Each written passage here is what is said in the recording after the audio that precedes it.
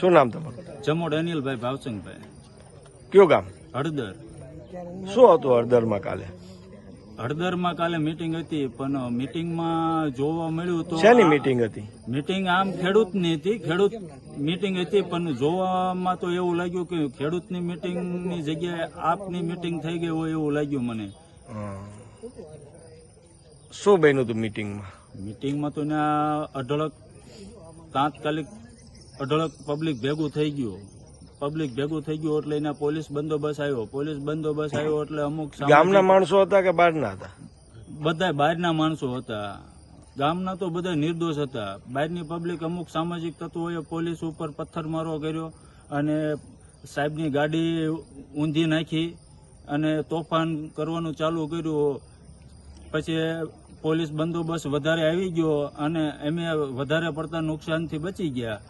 અને તમને પકડવામાં આવ્યા ક્યારે પકડ્યા? અમને તો પછી પકડવામાં આવ્યા. એનું કારણ છે કે સાહેબને ખ્યાલ નતો કે આ નિર્દોષ છે, કારણ કે એમને એવું હોય કે બહારની પબ્લિક છે એમ સમજીને અમને પકડીને અહીંયા લાવ્યા હતા. પછી અહીંયા સાંજના લાવ્યા હતા.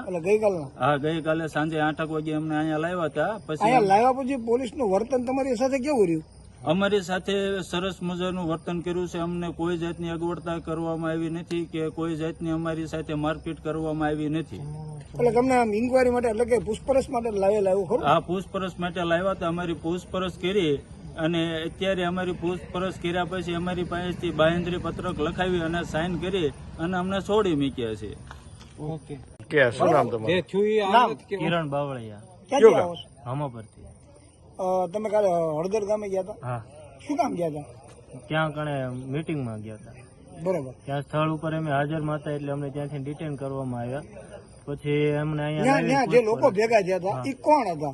એ આમ તો ખેડૂતનું સંમેલન હતું, પણ જોતા બધું પબ્લિક જોતા એવું લાગ્યું કે આમ આદમી પાર્ટીનું હોય એમ. પછી ત્યાં તોફાન ને એવું ચાલુ થઈ ગયું. પોલીસ વાળાએ ઘણું શાંત પાડવાનું કોશિશ કરી, પણ પબ્લિકે વધારે પડતું આક્રોશમાં આવીને એમની ઉપર પથ્થરમારો ને એવું કર્યું. પછી ત્યાંથી બધાને ત્યાં જે લોકો હાજરમાં હતા એ લોકોને ડિટેન કરીને લઈને આવ્યા. એટલે તમને પણ કર્યા? હા, અમને પણ ડિટેન. હા. પછી તમને લાવ્યા બાદ અહીંયા રાત્રે દરમિયાન પોલીસનું તમારી સાથેનું વર્તન કેવું લાગ્યું? તમને વર્તન હતું બહુ. કોઈ ખરાબ વસ્તુ, કોઈ ખરાબ રીતે અમને કોઈ બોલ્યા નથી, માર્યા નથી. ખાવા પીવાની બધી સગવડતા કરી દીધી હતી. તમે એક યુવાન તરીકે આ એક સંમેલનમાં ગયા હતા, હા બરોબર છે, આમ અનુભવ કેવો થયો?